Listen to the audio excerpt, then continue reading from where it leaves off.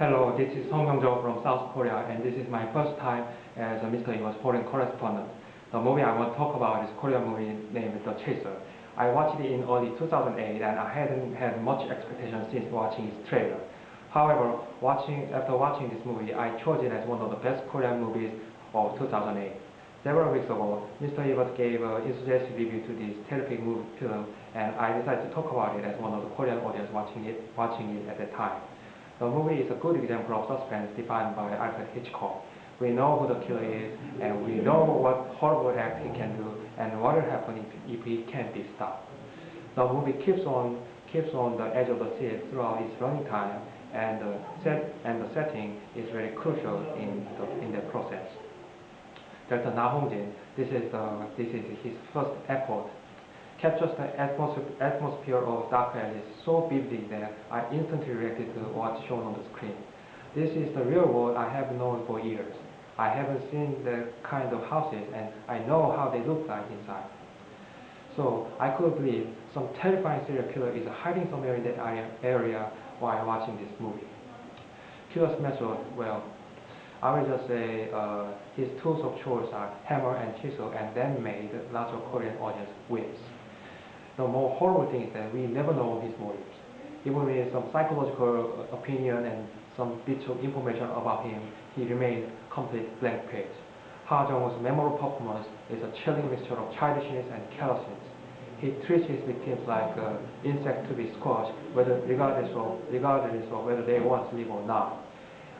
His main victims are mere call and at one point he said that nobody will care about them even if they are gone. Well, somebody begins to care about their disappearance, but it is not from clean motive. He is their pimp named Jung-ho, and he is also ex-cop. Well, he suspects that somebody steals girls from him and sells them to somewhere. He finds that one certain client is especially suspicious, but he has already sent one of his girls named Mijin to that client. Of course, that client is the killer, and after meeting him on the street and walking into his house, Mijin realized that she is trapped in the house of horrors.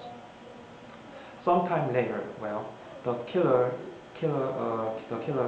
comes across the pimp coincidentally, and after intense chase and struggle, both are sent to the police station. At that place, the killer confesses to police officers that he killed lots of women. But that is not the end of the story, because in fact, the killer has been caught and released several times before with false confessions. And again, he nullified his confession. He nullified his recent confessions again. So police has to release him after 12 hours. We clearly predicted what will happen then. The killer will go to the house where the girl is locked alive. So it's Jung-ho's mission to find the killer's house and save the girl before it is too late. At first, well, you don't like this city guy. However, thanks to Kim In-sik's strong performance, he is the complex character we can identify with. He is not changed that much in the end, but he finds that he still has the heart inside.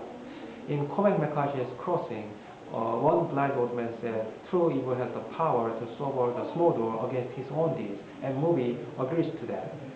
Confronting with the unexplainable evil, Jung-ho's conscience and cop instincts are awakened.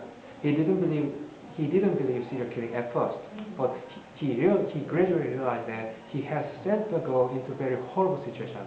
He feels guilty about her, and he begins to care about her young daughter, and he really wants to find and save her as soon as he can. He desperately runs, and we run along with him.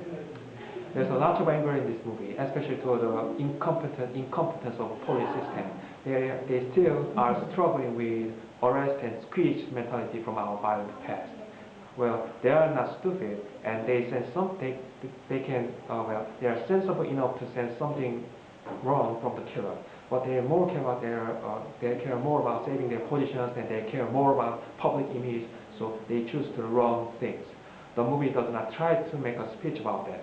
Instead, the movie manipulates us into anger and frustration by showing what happens in the story as a result. The movie works because it makes us deeply care about characters. Seongyong plays Mi-jin, and she is more than woman in danger in horror movies. She has the will to survive because her daughter and tries as far as she can. We are so much involved in a situation that one tiny misguided trust of minor character is simply devastating to us, and we become mad about problematic system who ignores and cannot protect the most vulnerable. Action scenes are one of the reasons making this movie special. There are memorable chase sequences in dark labyrinths of night alleys, and they are short, but they are more realistic and effective than mindless action scenes with lots of quick cuts. As you see, actors are really running, and camera steadily follows them with a few cuts. But guys can make a few minutes. Well, guys can run that fast, but that is just for a few minutes. In the end, they got so winded that they barely fight after intensive running. You know, nobody can run and fight like a Jason Bourne in the real world. But I think both the Chaser and Bourne Ultimatum has a clear sense of time, space, and continuity despite different styles, and I admire that. The director is also expert in pulling emotions from quiet scenes. In one scene, we just hear raining sound, but don't hear anything from the characters in the car. But nevertheless, that scene is one of the most heart-wrenching moments in the movie. The final showdown is firmly supported by a story and characters, and it's not just a fight, but big emotional payoff. Again, everything the scene is very realistic, and we believe it all. They are not fighting machines, but exhausting normal guys. On the second viewing, I found lots of holes in the story, especially in the police procedure. But however, in spite of these weaknesses, the movie is still terrific, and it sidesteps them while constantly running fast for more than 2 hours. As many people point out that the movie is very violent, and you may be repulsed by its horrific moments. However, you can miss it. However, I think you can miss it if you love a good thriller. Hitchcock had probably never dreamed of putting his blonde beauty into such brutal danger, but he would have admired this exemplary thriller. The Chaser was unexpectedly popular movie with tons of verisimilitude to me, and it is still well-made thriller. I assure you, it will grip you immediately, and it will take your breath away. Thank you, Mr. Ebert, for reminding me that good thriller knows no cultural or regional boundary, and encouraging me to make this video. Thank you for listening to my stuttering review, and I hope we will meet again soon at the next time.